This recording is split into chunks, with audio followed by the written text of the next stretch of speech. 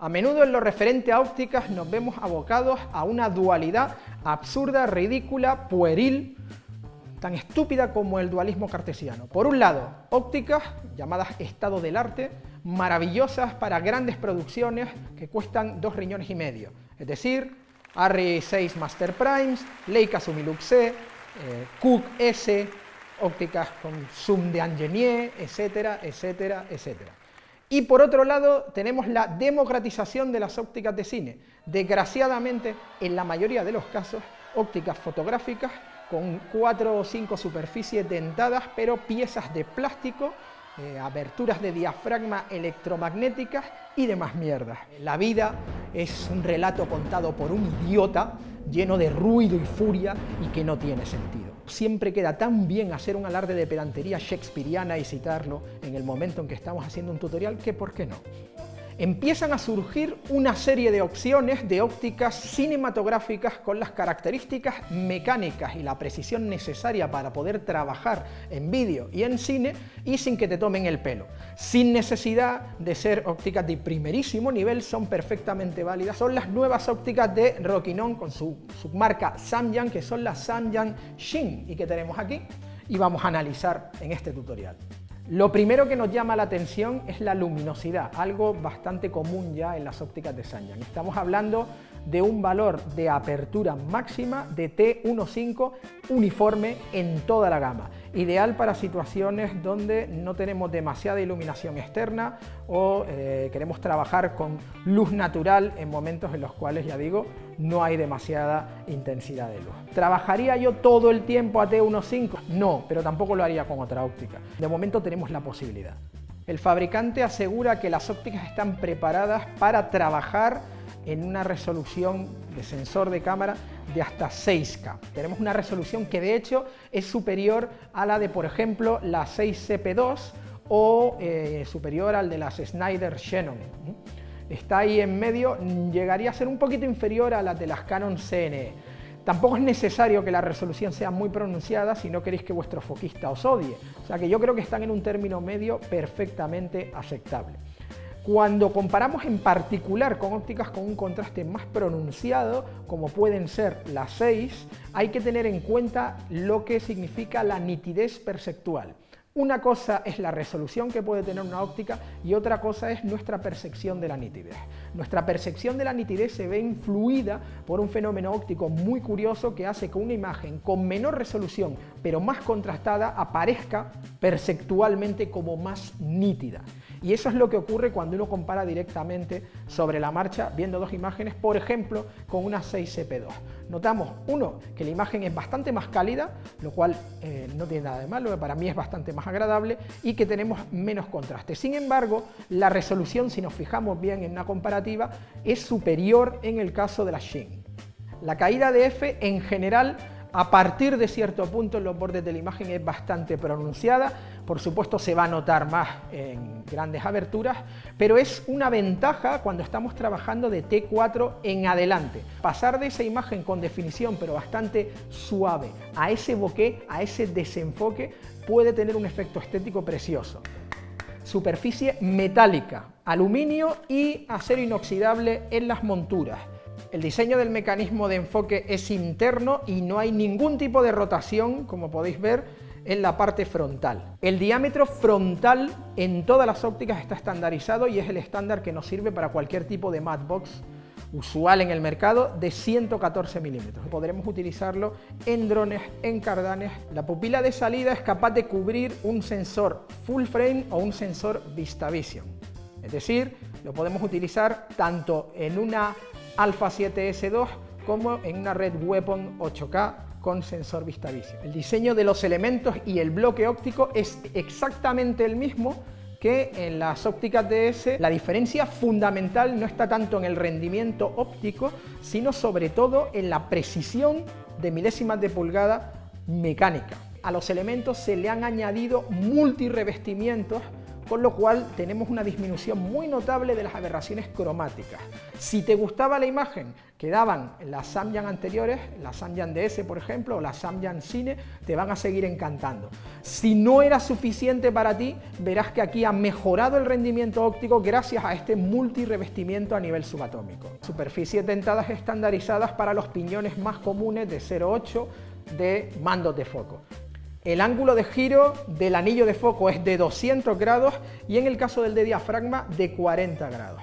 Aunque los valores más habituales en ópticas cinematográficas en el primero de los casos suelen ser de aproximadamente 300 grados, es más que suficiente para poder trabajar con un mando de foco en condiciones. Tenemos valores de la escala indicados en medidas imperiales y en el sistema métrico. Ya sé que a la mayoría de vosotros os la traerá al pairo, pero siempre que tengáis que trabajar en un país donde se utilicen todavía las medidas imperiales, es decir, en S, porque solo queda uno, vais a poder ver la distancia en metros y en pies.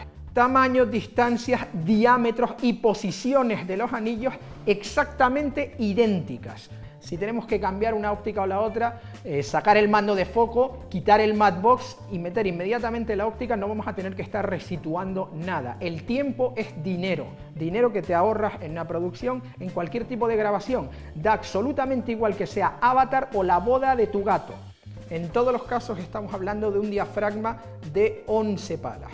Los componentes de la luz no se disgregan de la misma manera, no se forman anillos de Airy tan pronunciados y por lo tanto la difracción, insisto, es menor.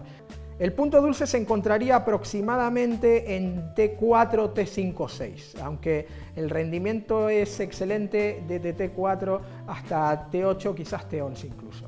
Hay adaptadores que nos permiten pasar de una montura u otra, dependiendo siempre de que vaya en aumento con el adaptador la distancia de brida o distancia de registro. Siempre nos van a dar algún que otro problemilla, que de repente el foco esté detrás o delante de donde tendría que estar si estuviéramos utilizando la montura adecuada. Con este tipo de ópticas no hay ningún problema, porque las fabrican con montura PL, es decir, la habitual normalmente para cine, con montura EF, la de Canon y la más extendida a día de hoy en el mundo, porque hay muchísimas más ópticas, 110 millones de ópticas solamente de foto vendidas de Canon, más luego las cinematográficas, montura F de Nikon, montura E para todas las cámaras de Sony, muy interesante, y también montura con micro 4 tercios. Podéis apreciar aquí la diferencia en las monturas, por ejemplo, esta sería una montura EF, y esta sería la montura PL. Las primeras tres distancias focales son 24, 50 y 85 milímetros. Como podéis ver en el cuadro, el ángulo de visión depende exactamente de qué tipo de sensor vamos a estar cubriendo. En el caso del full frame, en el 24 milímetros hablaríamos de 84,1 grados, en Super 35, 61,2 grados, en APS-C Nikon 60,4, APS-C Canon 57,3 y en micro 4 tercios 47,6 grados.